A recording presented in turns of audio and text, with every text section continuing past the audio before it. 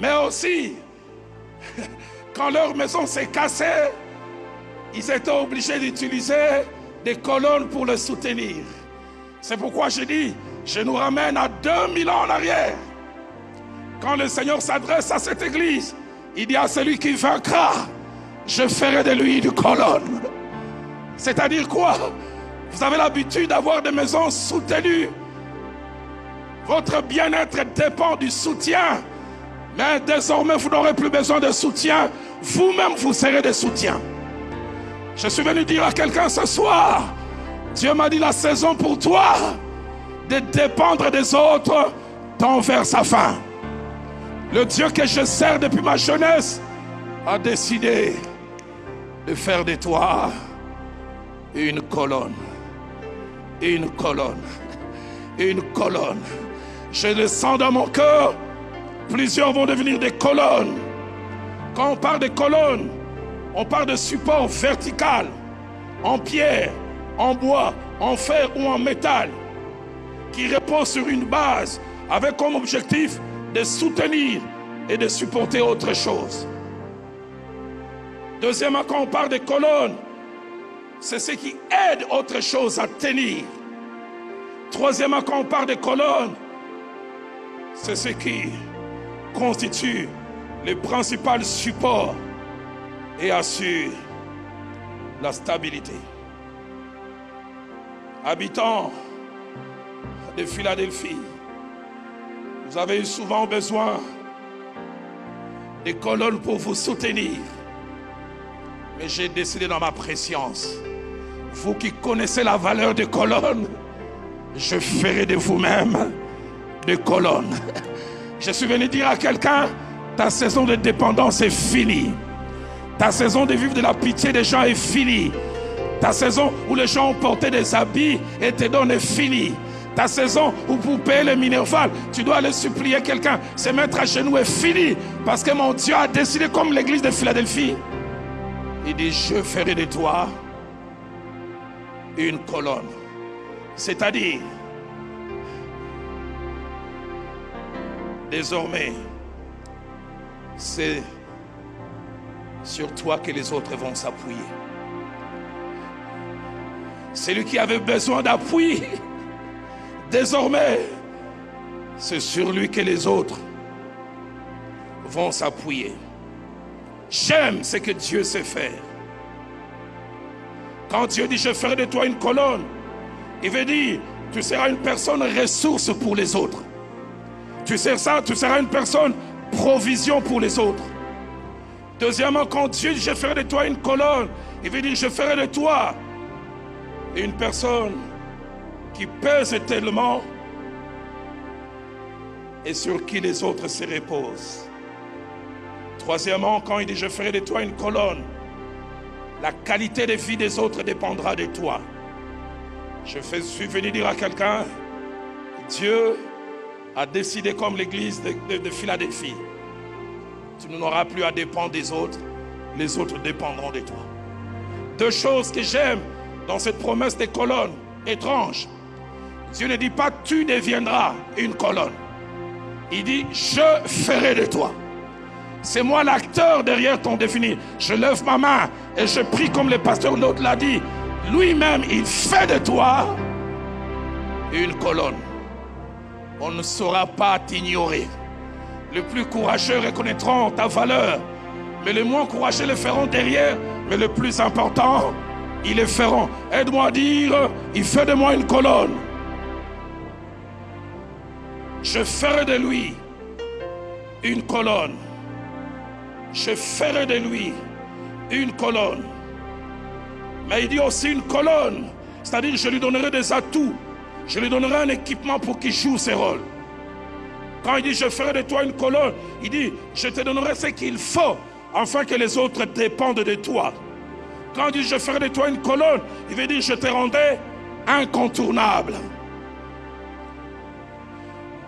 Quand Dieu a fait de Joseph une colonne, Genèse 41, versets 44 et 57.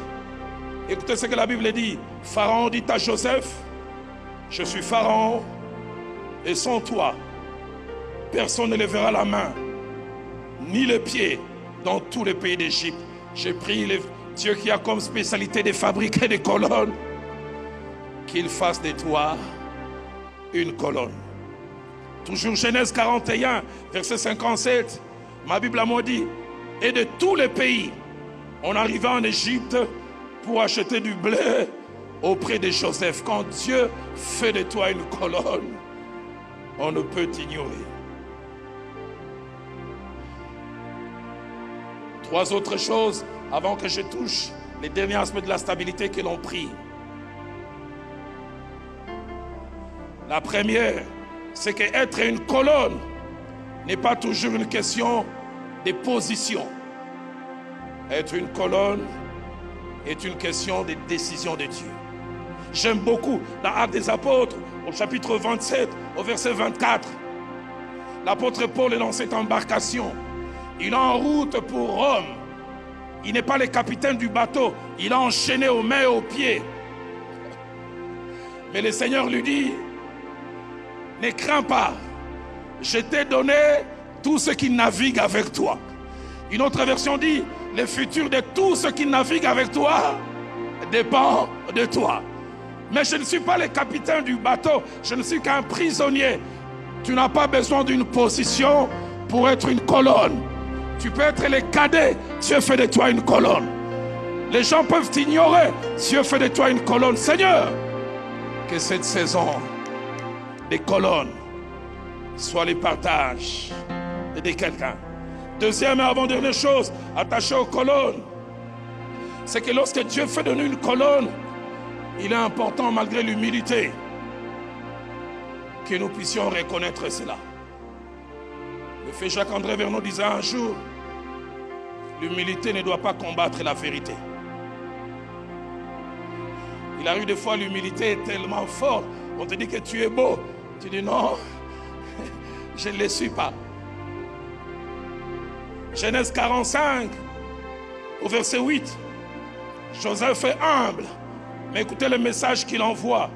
Il dit, l'Éternel m'a établi père des pharaons, maître de toute sa maison et gouverneur de tous ses biens. Une autre version dit, Dieu a fait de moi incontournable dans la maison des pharaons et en Égypte. La version Top dit, Dieu m'a placé comme Seigneur en Égypte. Je prie que tu reconnaisses ta position des colonnes.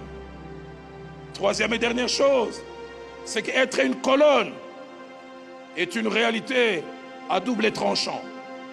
C'est d'un côté un privilège, mais c'est aussi une responsabilité. Quand Dieu fait de vous une colonne, vous devez savoir que la vie d'autres personnes dépend de vous. Les autres s'appuient sur vous et faites attention aux choses que vous faites et que vous ne faites pas. Donne-moi un père de famille qui a conscience qu'il est une colonne. Donne-moi un pasteur titulaire qui a conscience que je suis une colonne. Il y a des choses que je ne dois pas faire.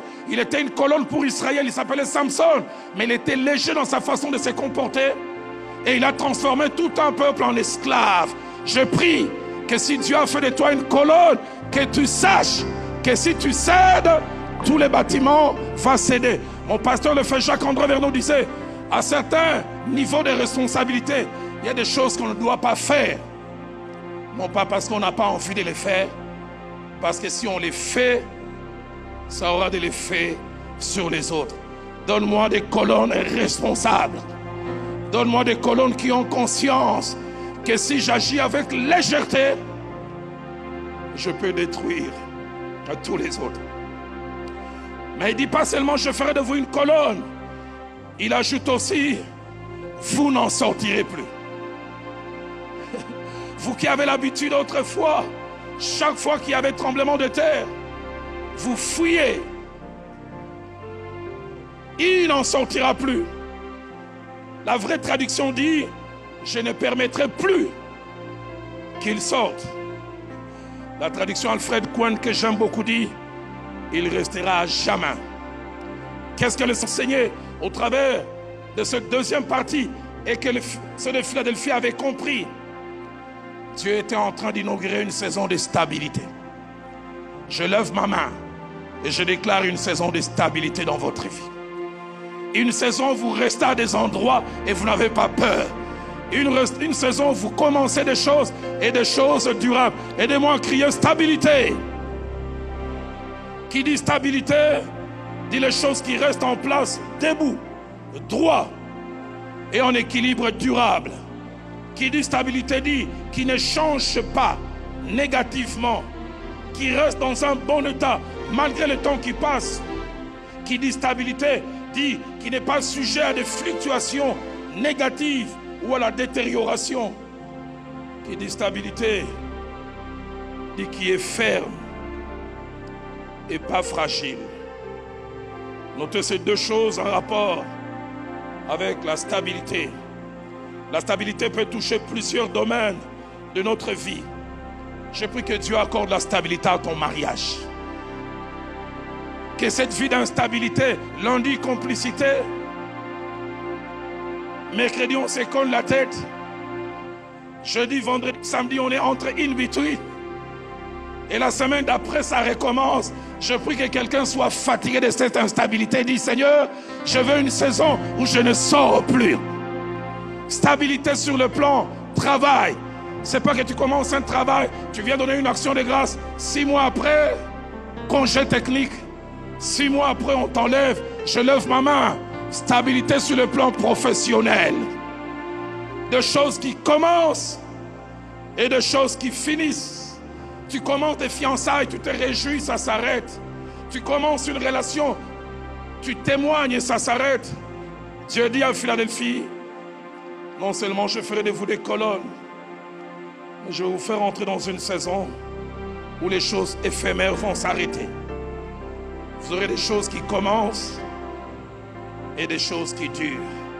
Il y a 3 jours, j'étais en train de prier et l'Esprit de Dieu m'a montré cette image à 3 reprises d'une jeune fille qui était en train de sucer un bonbon succulent. Mais à peine elle prenait plaisir, on les lui a enlevé. Et Dieu m'a dit, Roland, prie, afin que seuls ceux à qui je donne les bonbons, qu'ils les sucent jusqu'au bout. Et que rien ni personne ne puisse les arrêter. J'ai prié pour une saison de stabilité. Tu ne sortiras plus. Quand j'ai préparé cet enseignement, Dieu m'a dit, il y a plusieurs ici qui ont connu l'instabilité. Et vous devez dire ce soir, papa, je ne dois plus retourner à cette vie. La galère, j'ai connu. Cette vie où il y a manque d'assurance, j'ai connu. Que Dieu me fasse entrer dans une nouvelle saison. Stabilité sur le plan matériel. Rester en place dans ce bon emploi. Occuper ce poste et y demeurer, pourquoi pas, aller plus loin. Stabilité et stabilité et stabilité. Je dis ces 2 dernières choses alors que les musiciens reviennent et prennent place. Il y a des gens, quand Dieu vous accorde la stabilité, vous devez prier qu'elle demeure. Parce que de votre stabilité dépend la vie d'autres personnes. Je me souviens en Nairobi, mon épouse et moi, on a connu un moment de stabilité matérielle. Et nos 3 filles de l'époque ne sont pas allées à l'école. Elles n'avaient pas de problème. Le problème, c'est elle et moi. Instabilité financière et l'avenir des enfants a été menacé. Papa, ton instabilité dans la santé peut affecter la qualité de vie de ton épouse, peut affecter le futur de tes enfants. Je déclare, comme le Seigneur avait dit à l'église de Philadelphie, autrefois tu sortais beaucoup, autrefois tu vivais dans le manque d'assurance, mais je vais te faire entrer dans une saison de stabilité, où tu ne sortiras plus, où quand tu commenceras des choses, tu vas aller jusqu'au bout. Dernière des choses, la vraie valeur de la stabilité, on la connaît quand on la manque. Des fois, ceux qui sont stables, mariage stable, travail stable, ministère stable, nous n'apprécions pas la valeur de la stabilité. Allez demander aux habitants de Philadelphie.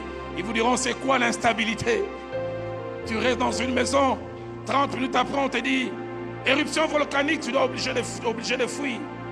À peine tu reviens, on te dit encore. Ceux seuls qui l'ont n'ont aucune idée.